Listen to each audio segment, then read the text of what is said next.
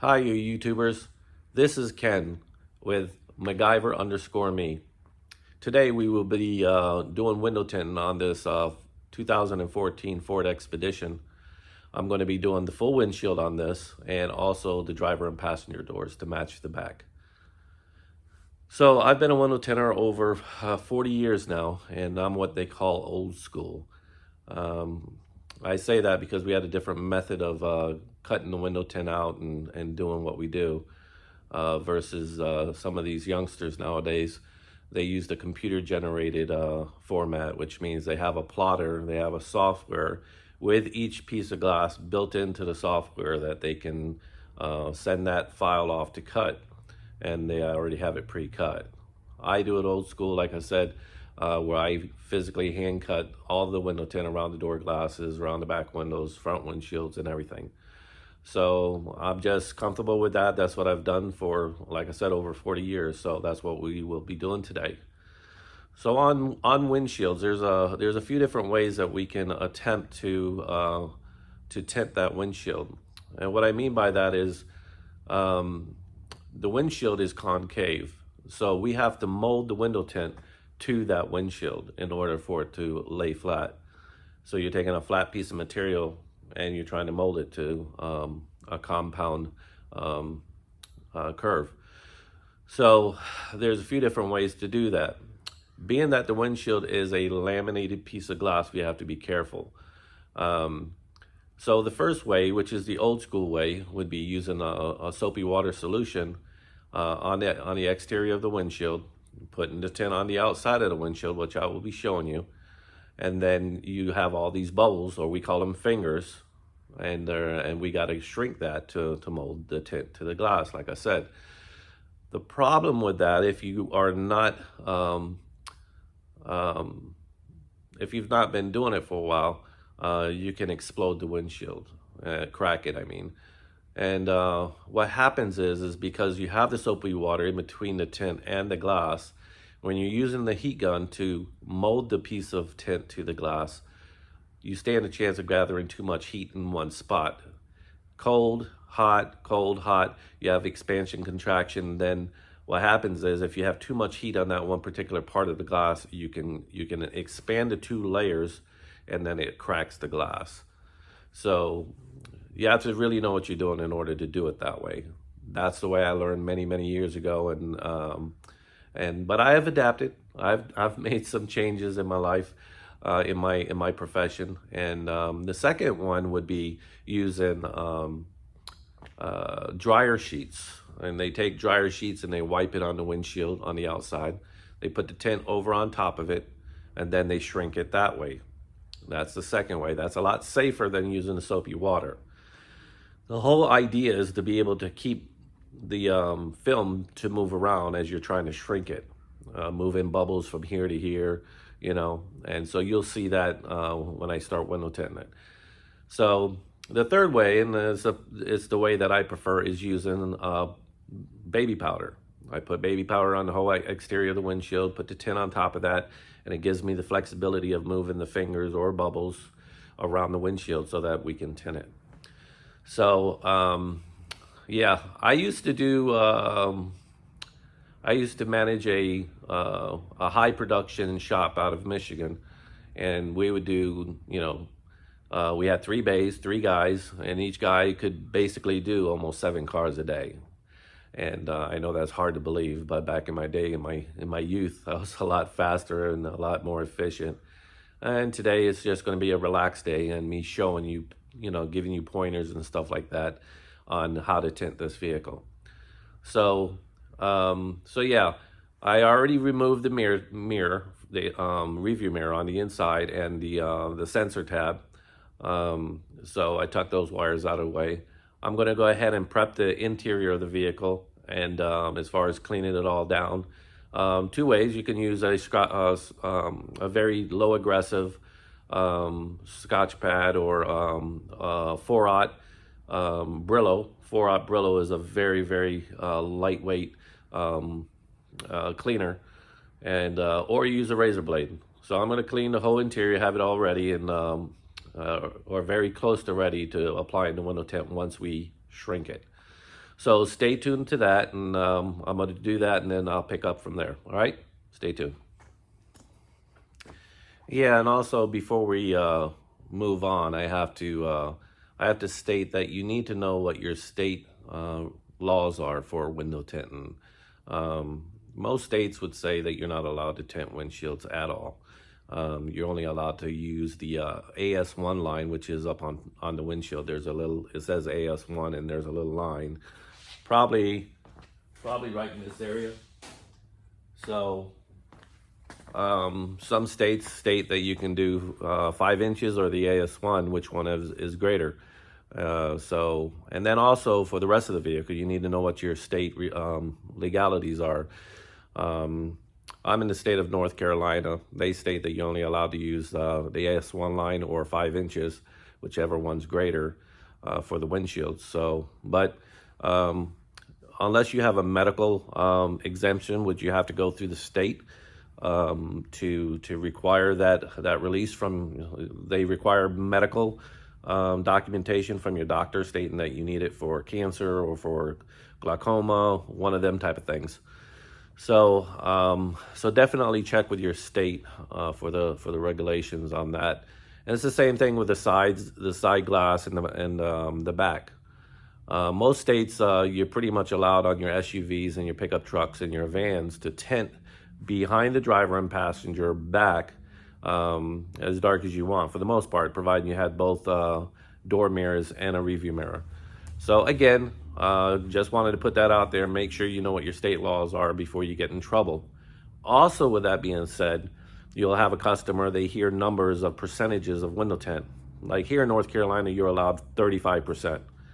They do make a 35% window tint, but guess what? If I put 35% on that piece of glass, they're going to fail when it comes to inspection time. The reason being because glass has a color to it.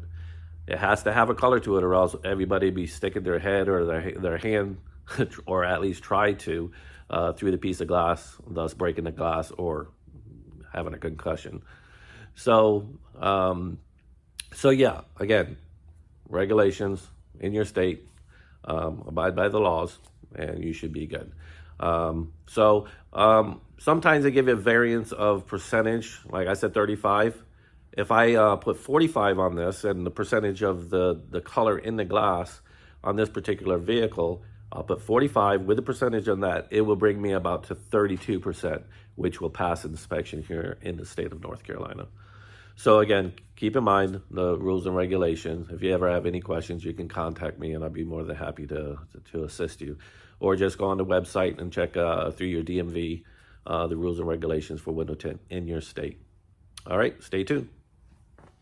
Okay, these are some of the tools we will be using today, and basically these are probably all the tools outside of the heat gun. I don't have the heat gun out, but you can pick up one of your heat guns from Harbor Freight or Lowe's or Home Depot.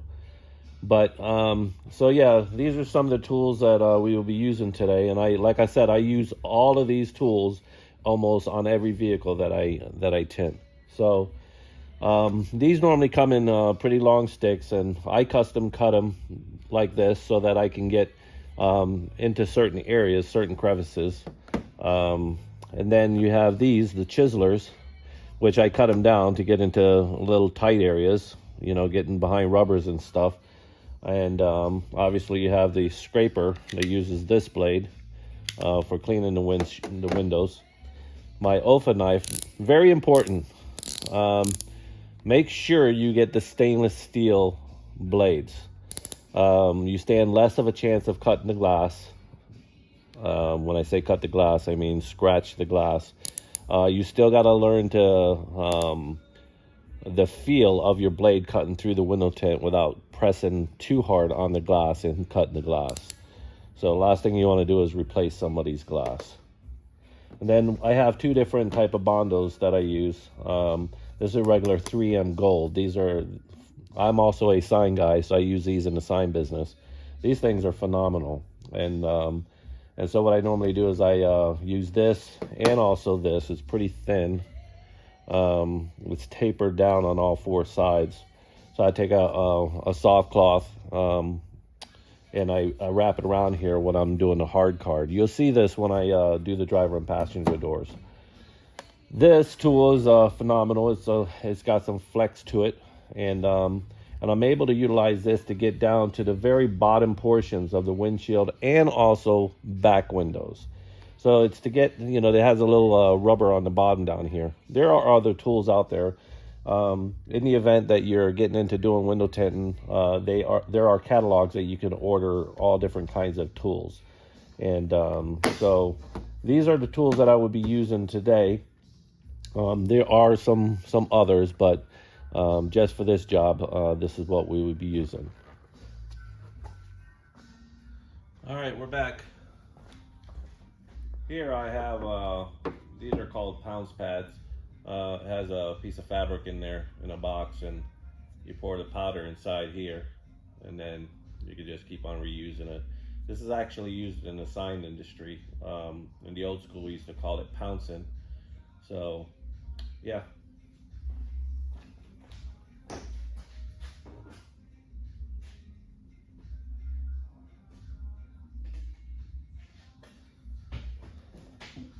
So I kind of just dab all around like this, and I sweep it,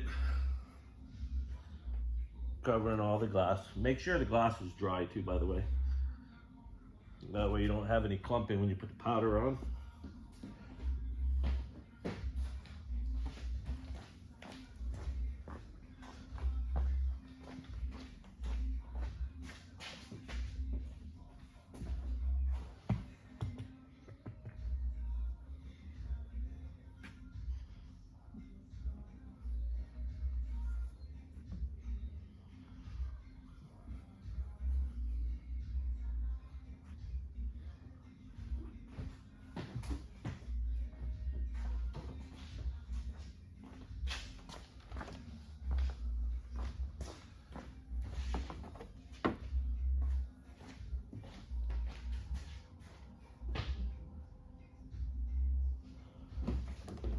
One of the things I like to do is spray a little soapy water on the hood here, and put my hand in it a little bit, and just dab it right in the middle of the windshield.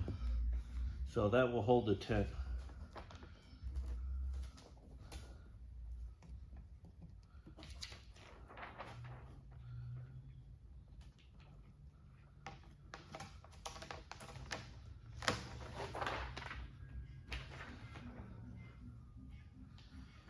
Make sure you're covered on all sides.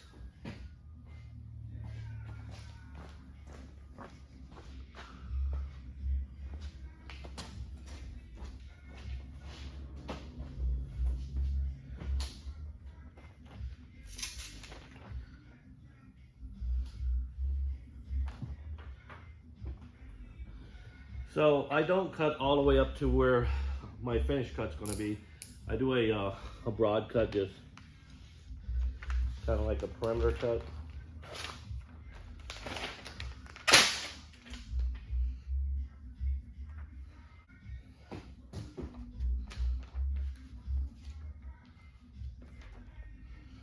Making sure I have enough.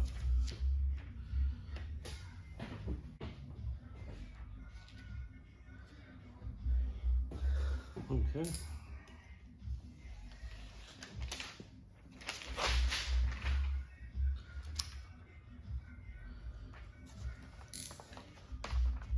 And what I do, I put a little here.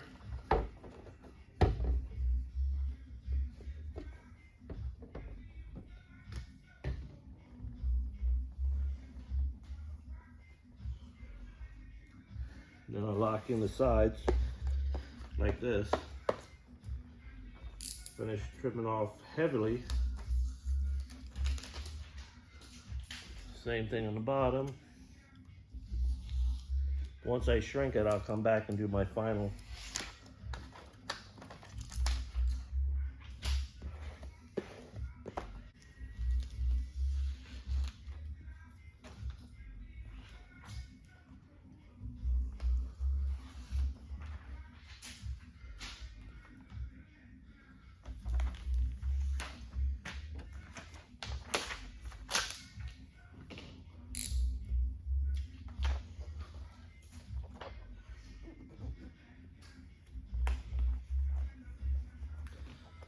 One of the things I try to do is even out my fingers on the top and bottom. Just kind of pull them around.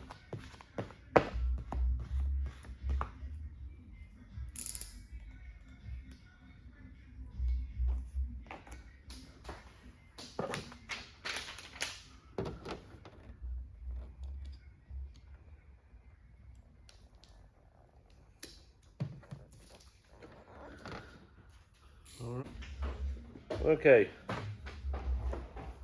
one of the things you need to know is that window tint has a bias, which means it only can be shrunk in two different ways. Meaning when it's rolled out of the box, I'm pulling out of the box like this. So only the ends of the roll can be shrunk, which means the top and the bottom. The sides cannot be shrunk. If you try to shrink the sides, it darts in and creases the film, and you don't want that. So make sure you don't do that.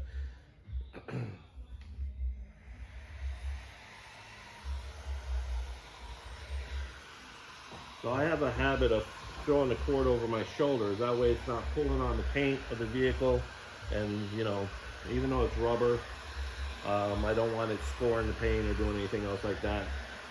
And make sure you don't wear rings. Watches are difficult. You can scratch the tint, you can scratch the paint, buckles, watches, rings. So keep that in mind. So if you can see these fingers up here, it's not laying flat. So what we gotta do is heat it. So I kind of dance the heat down like this, and I push up on it at the same time. I don't know if you can see that in the video there. So this is basically what we do, and by doing this, I'll move them left and right to give more relief, so it distributes evenly, and you don't have to worry about any creases. Once you get a crease in the film, then you're pretty much done. You have to start over, because that sticks out like a sore thumb when you're doing the install.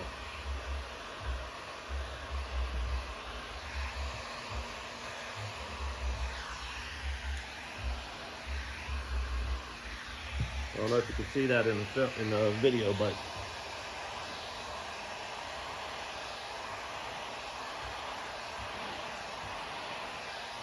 so I'm just working these fingers or bubbles, whatever you want to call them. We've always called them fingers because they stick up like a finger. I don't know if you can see that. Sorry, it's only me here, so I'm filming by the tripod. So can you see this long finger up here? Now this may take you some time. Remember, I have 40 years on you if you're just starting out. And once you get the hang of it, then you can kind of fly through doing this. This is a Ford glass, and it's pretty simple. When you start getting into your Dodge Chrysler windows and some of your foreign vehicles, as far as windshields, they get a lot more difficult.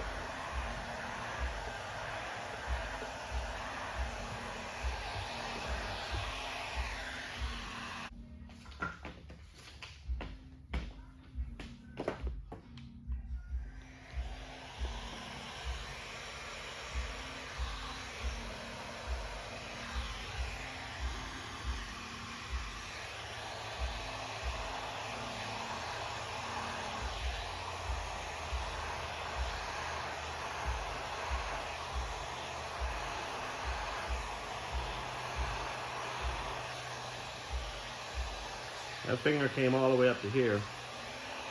So I'll work my way down, split it. Sometimes they separate in 2 and 3 different ones, smaller ones, so they're manageable. That's why my hand's always going through them, because I can maneuver the film.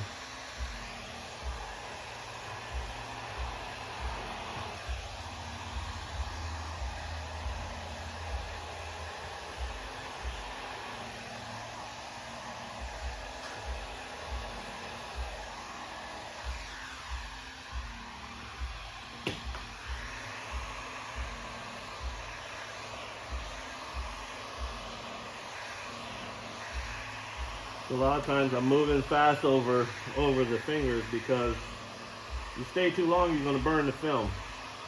You're going to crease it.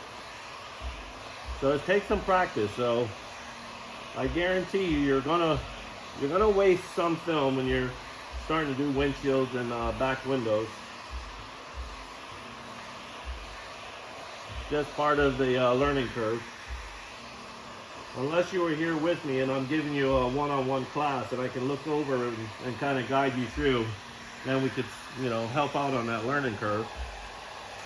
And in the event that you ever do want to come in and learn, I do teach. I have taught. So hit me up and we'll talk about whatever your location is and what we can do to get you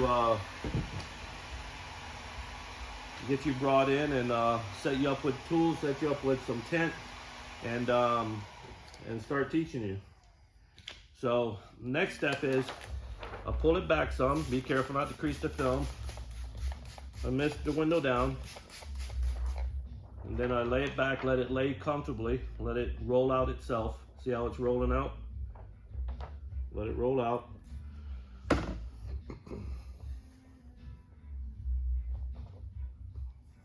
I take my 3M card and I pull from the middle out. And this is exactly how you do the install too. When I push up, push up, push up, push up, push up. This is how I do the install when I put it on the inside.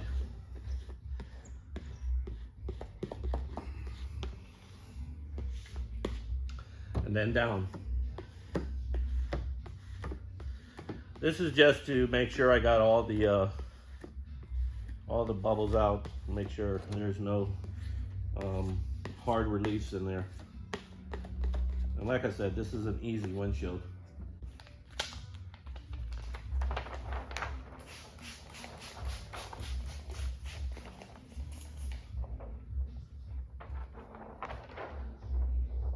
Let it roll out, just like that.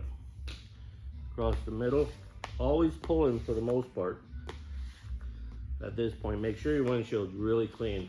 If you didn't clean the windshield and you're doing this and you catch a rock, you'll cut the tint, scratch the tint. So pulling is always better than pushing when it comes to using these hard cards.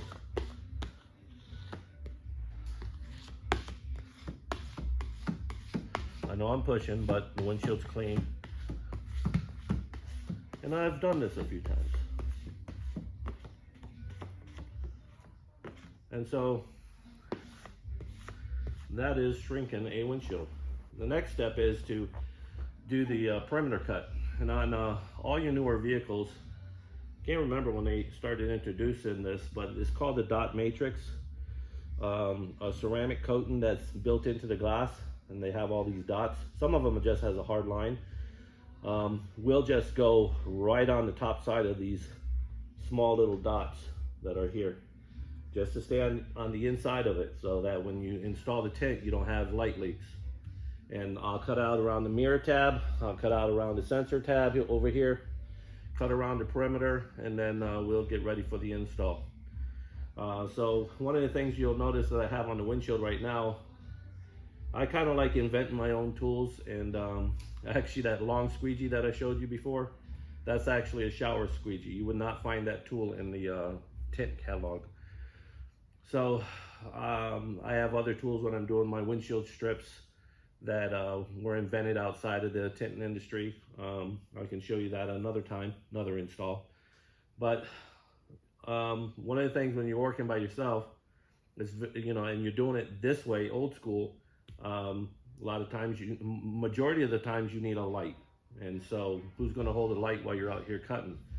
So I've came up with this suction cup holder for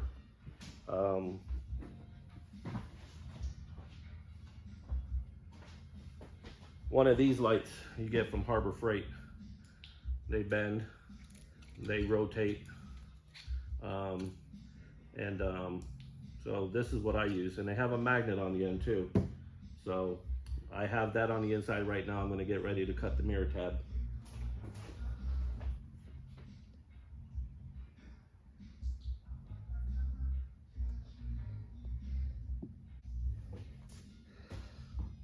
Sometimes, because you got to get up on the top, you want to take off your shoe and step on maybe the corner here and get up here so you can see this tab and cut the perimeter of it.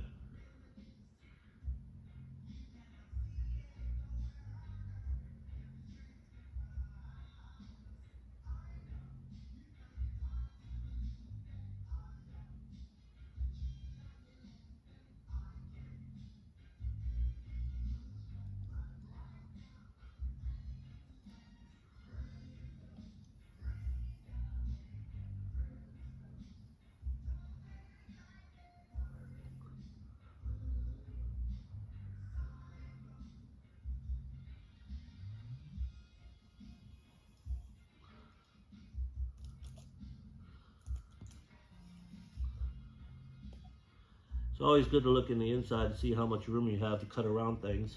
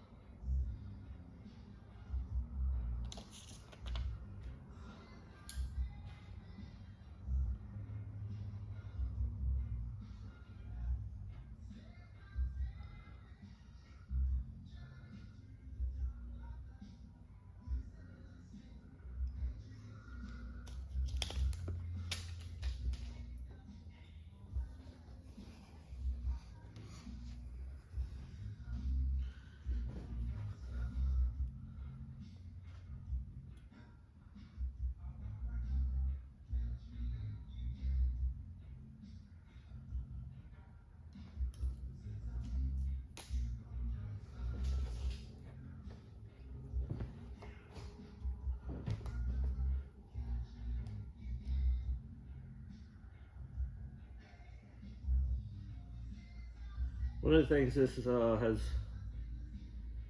well, I taught myself many years ago, when I was younger, to write, paint, do different things, left-handed and right-handed. I'm normally right-handed, but I can do things left and right. In this particular occupation, it really helps to be able to use both hands.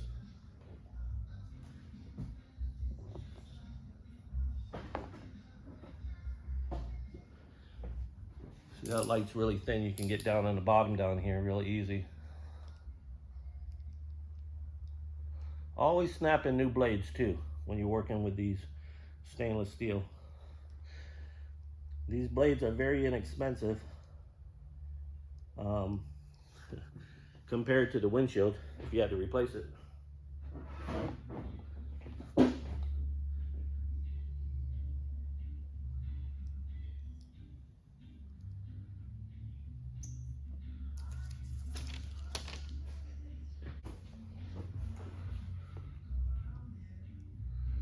See what I mean? You work on this side of the vehicle, you cut with your left hand.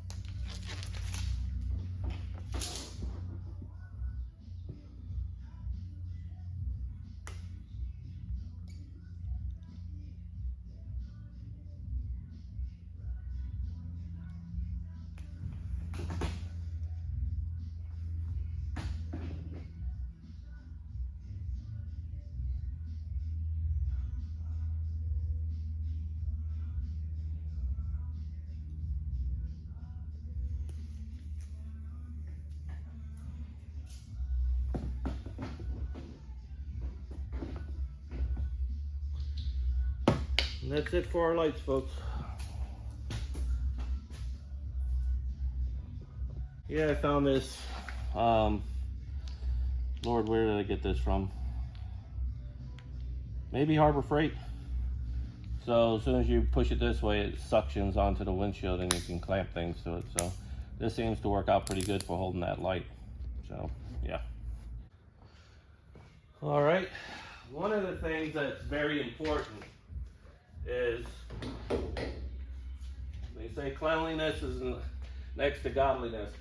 So in window tinting, one of the first things that I teach my students is to make sure everything's clean. Your hands, the tools you work with, this is considered a tool. I work off of a flat glass, and I always have squeegees here that I'm always cleaning dirt and dust off. Sometimes it doesn't hurt to do it more than once. Last thing your customer wants to do is see a piece of dirt inside of his windshield when he's looking out of it all day long. So, and the last thing you want to do as an installer is have to replace that windshield. It's quite a bit of film that you utilize. So, cleanliness. You have to clean the inside once or twice. Go ahead and do it. It's a little bit of soapy water, maybe a little bit of time, but you're going to have a clean install. Remember, whatever is up will come down. So everything up here can wash down. Keep that in mind. Same thing when you're doing the windshield up on the top part of the headliner. And I'll show you when we're doing the doors on the top of the windshield or the door glasses, the door frame. You always want to make sure that you clean everything from the top down. Don't work from the bottom up, work from the top down, and you'll have a cleaner install. So,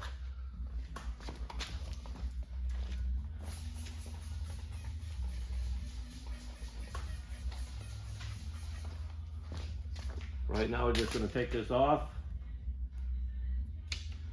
put on my flat glass.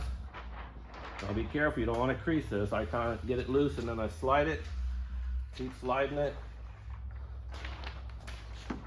Some people roll the film. I don't. Now you'll notice when it's on the flat glass, you're going to have all kind of ripples and everything else in here. And that's because you shrunk it to the curvature of the glass. So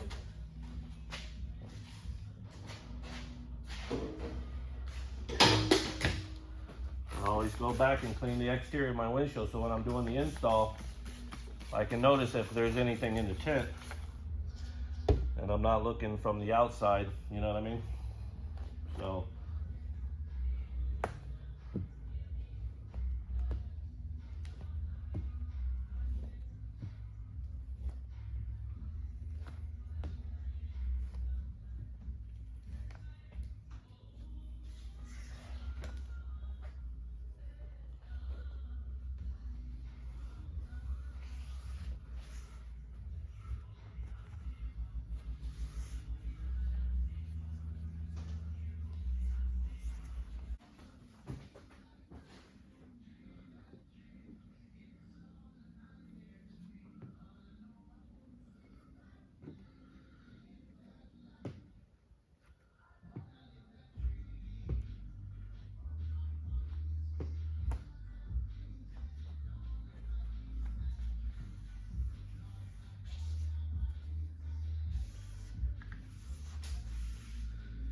people like to rush so they can see the finished product, but if you don't clean in this process, you're going to be redoing it, trust me.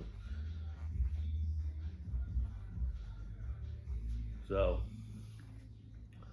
I'm going to go ahead and get me another fresh bottle of soapy water. And I'll be back. All right, I'm going to clean the inside. This will be the second time, so like I said, you never could be too clean doing this.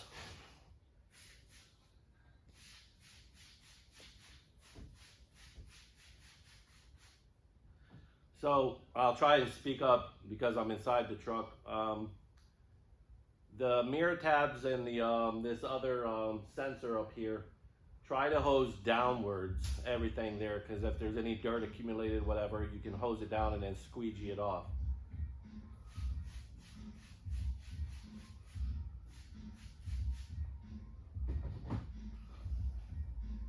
And like I said, everything that's on the top can come trickling down, and you don't want that. So don't strike your top of your squeegee to the headliner. Just be below it, but get behind the dot matrix the best you can, because you want to be able to get any grime or any dirt or any dust or anything from behind there. So you squeegee from the middle, out and down.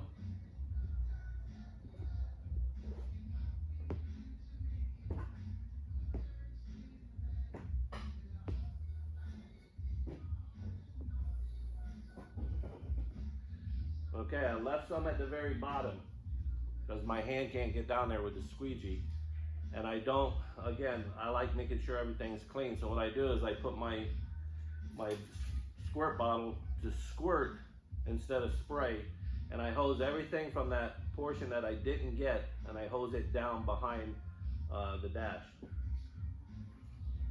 Same thing with the sides. I hose this way and then down.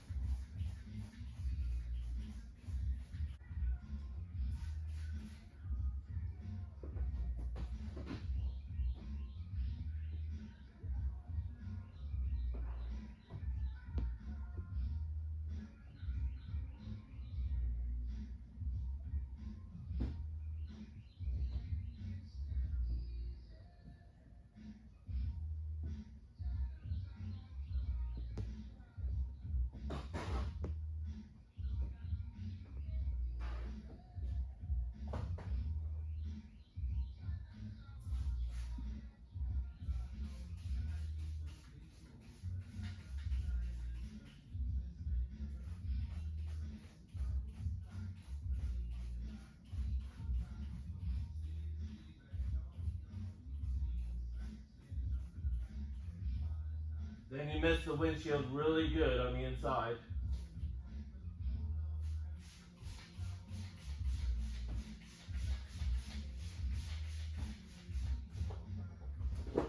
Now we're ready for the window tint to go in. I use my teeth to start on the corner to peel the liner.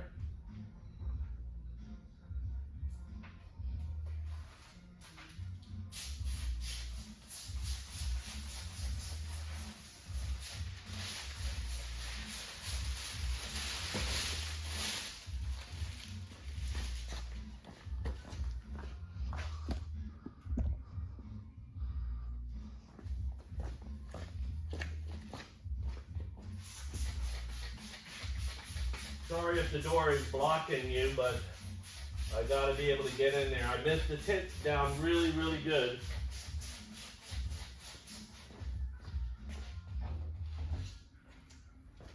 Making sure I don't touch this side of the tint to anything.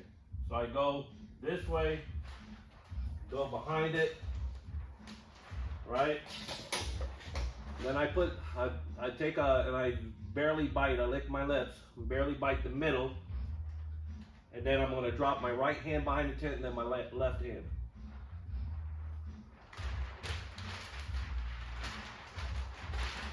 Putting your hand straight out, you kind of fold it in. Now you can go into the vehicle, try not to touch any of the plastic, seats, dash, or anything.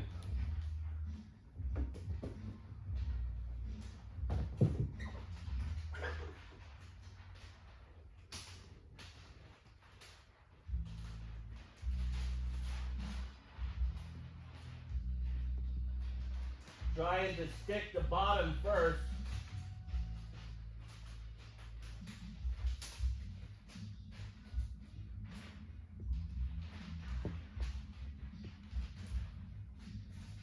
And then sliding everything down to the bottom. Working your way up like this.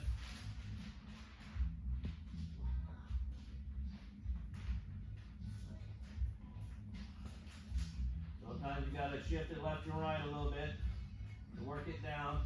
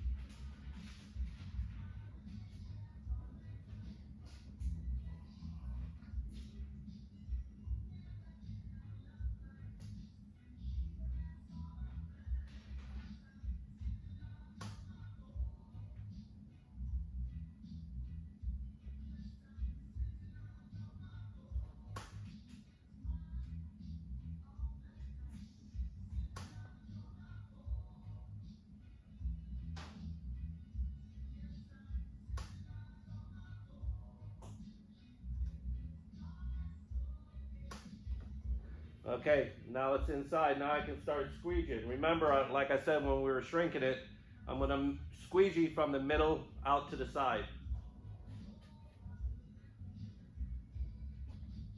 Missed it a little bit.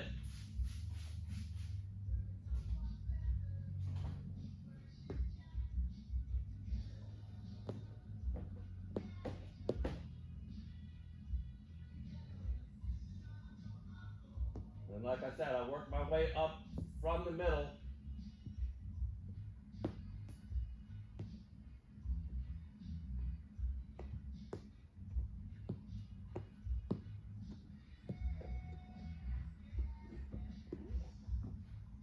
Same thing on the bottom.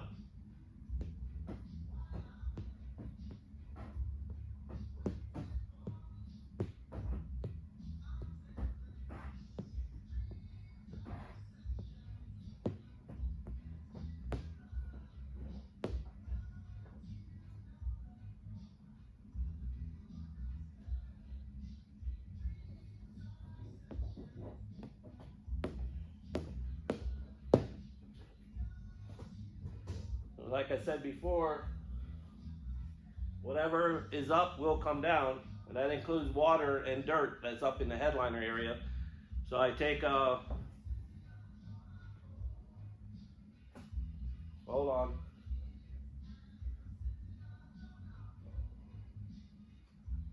I take my card, wrap a towel around it, and I push up from the middle up to the top.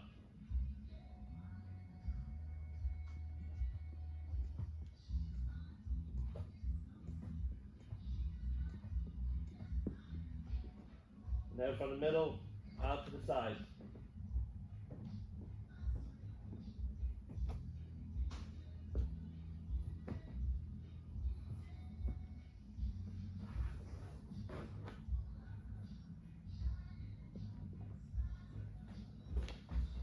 Now we'll do the other side.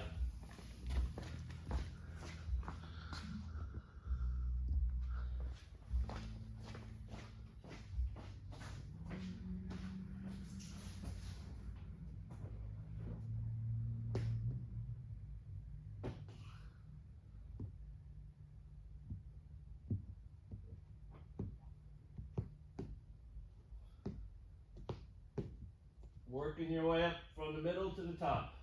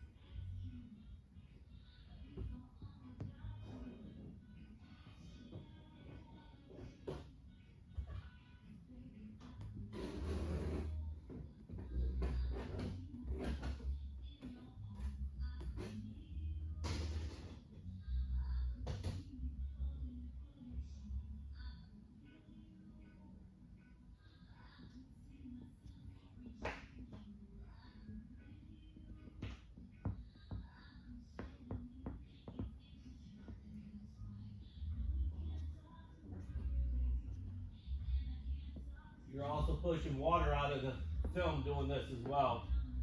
There's less evaporation you're going to have. So the customer is going to call you and ask you what in the heck are these tiny little bumps in the tint. They're going to call them bubbles. But it's just moisture in the film that's got to evaporate. So keep that in mind.